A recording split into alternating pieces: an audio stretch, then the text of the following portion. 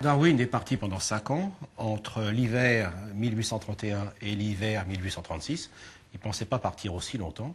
Donc dans ce grand voyage qui va se passer essentiellement dans l'hémisphère sud, donc Amérique du Sud, Australie, et bien sûr le grand épisode des Galapagos, il va être confronté à 2 éléments essentiels pour sa future théorie.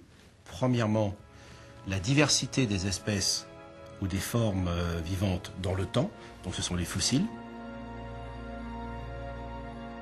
Et puis la diversité des espèces dans l'espace. Il a, au cours de ce voyage, découvert un certain nombre de choses. Je pense qu'il les a découvertes, je veux dire, au niveau des sentiments. Premièrement, il a été époustouflé par la beauté des milieux tropicaux, par la luxuriance de ces milieux.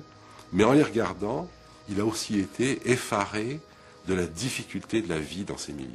En voyant une forêt tropicale et tous ces monceaux d'arbres qui pourrissent les uns sur les autres et ces animaux qui mangent tout ce qu'ils peuvent, etc., la perception d'une lutte pour la vie est infiniment plus facile en regardant une forêt tropicale qu'en regardant un champ du Sussex.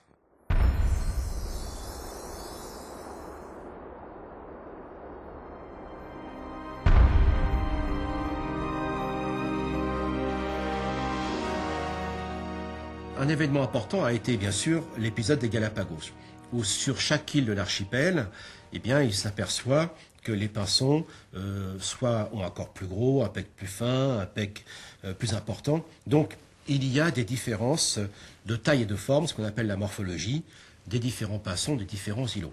Comme auparavant, il s'était baladé, entre guillemets, en Amérique du Sud, il se doute bien que ces pinsons des différents îlots de l'archipel des Galapagos sont issus d'une même population identique. Donc, il voit bien qu'il y a eu modification et divergence. Il le note dans son carnet de voyage, d'ailleurs, sur le bateau. Dès mon retour du Beagle, je vais confier l'expertise de ma collection de pinsons rapportés des Galapagos à l'ornithologue John Gould. En février 1837, ce dernier m'informait des conclusions auxquelles il était parvenu. Je m'excuse d'avoir précipité cette entrevue, mais je pense avoir fait une découverte importante. Voyez-vous, j'ai pris soin de dessiner sur une même planche la tête des différents pinsons des Galapagos que vous m'avez demandé d'expertiser. Au début, je pensais qu'il ne s'agissait que de simples variétés d'une même espèce de pinson. En réalité, après analyse, il s'avère que chaque pinson est une espèce différente. Vous êtes sûr? Certain. Cher confrère, ça pose une question. Comment se fait-il que sur des îlots volcaniques situés à 600 miles des côtes, ces pinsons soient si différents de ceux du continent? Assez vite, j'ai trouvé une explication. Une population initiale de pinsons venus du continent s'était dispersée aux Galapagos et avait divergé suivant les îles et les environnements rencontrés. Selon la grosseur des graines disponibles, les pinsons au bec plus fin ou plus large avaient été sélectionnés, d'où cette diversité.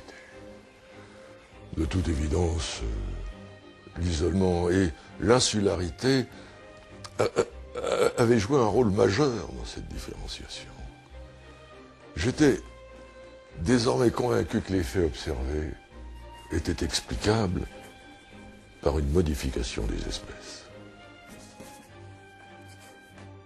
Courant juillet 1837, j'entamais la rédaction de mes premières notes sur les faits relatifs à l'origine des espèces.